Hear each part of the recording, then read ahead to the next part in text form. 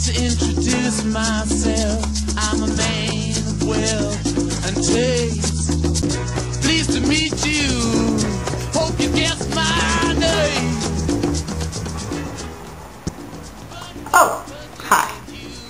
The psychological phenomenon of narcissism has been widely studied. A certain degree of this is a natural and inevitable human trait, but it can become a disorder if it reaches an extremely detrimental level. The Diagnostic and Statistical Manual of Mental Disorders, the DSM-4, which is the Diagnostic Handbook for Psychiatrists, includes narcissistic personality as one of 10 chronic personality traits. In short, it's described as a pervasive pattern of grandiosity, self-focus, and self-importance.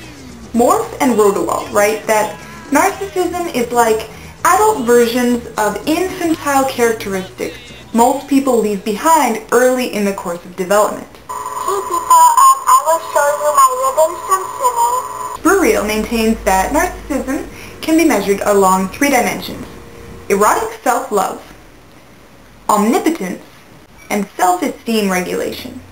However, most theorists still agree with Freud, who claimed that a certain amount of narcissism is natural for all people. He called this primary narcissism. A normal amount of narcissism is part of egocentrism, which is an adolescent development stage. And Wright outlines 3 traits common to adolescent egocentrics. First, they possess an imaginary audience and believe that others are paying far more attention to them than they actually are. YouTube allows these people to feel that this illusion is validated. When filming oneself, one can imagine huge audiences that in the moment of filming don't actually exist. Second, adolescent egocentrics possess the personal fable, which is the belief that the self is unique and special. Lastly, they focus the thoughts towards the self as opposed to others.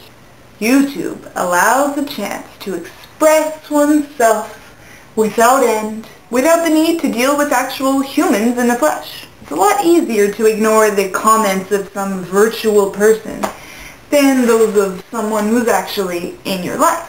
Wright continues that these beliefs and self-focuses are believed to produce self-consciousness, but that while one may be self-conscious, they're not necessarily anxious.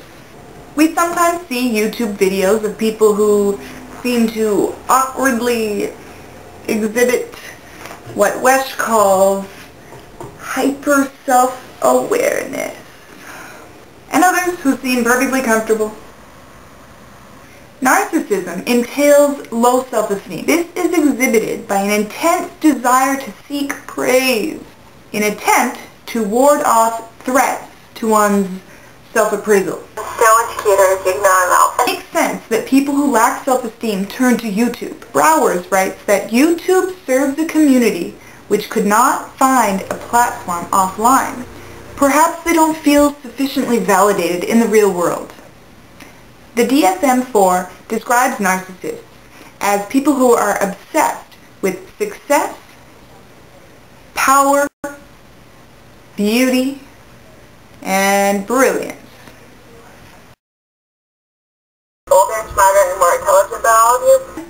All the world's a stage. Griffith suggests that YouTube also serves as a way to store thoughts and memories outside of one's body. We can extend our existence further and preserve ourselves longer than ever before. YouTube can pacify our narcissistic need to know that we exist outside of our own subjective perceptions.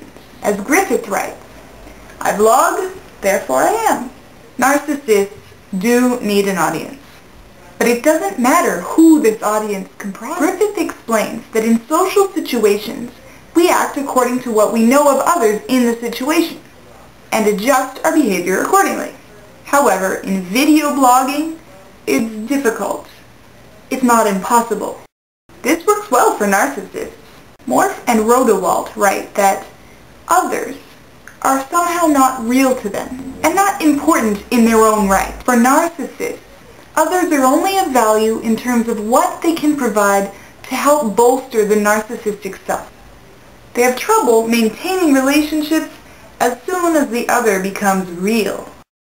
As Reagan and Revels say, video bloggers are broadcasting to anyone who will listen. Narcissists aren't interested in their audience because they don't care who they are. They don't discriminate.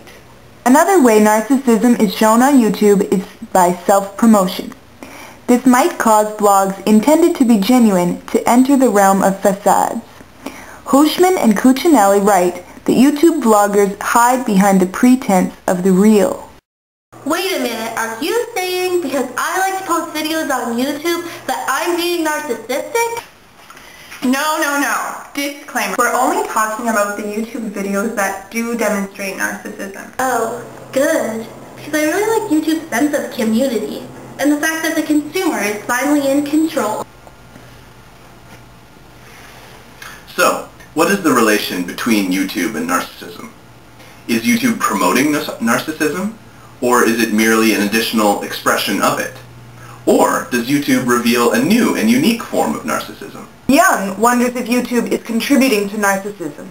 College students' narcissism is increasing. Perhaps this correlation with the rise of YouTube is coincidental, perhaps not. Facilitated self-disclosure seems to coincide with the rise of YouTube.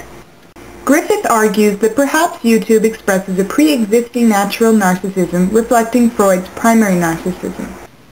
Or perhaps the mass media mediates the relationship between YouTube and narcissism. Dyer suggests that the Stars era of the mass media cultivates narcissism as art. Many forms of media teach us to fuse creative production and narcissism. Or perhaps the Internet itself is a mediating variable. Ines Velhena Jacuna writes that in an endless universe such as the web, individuals have the need to be recognized.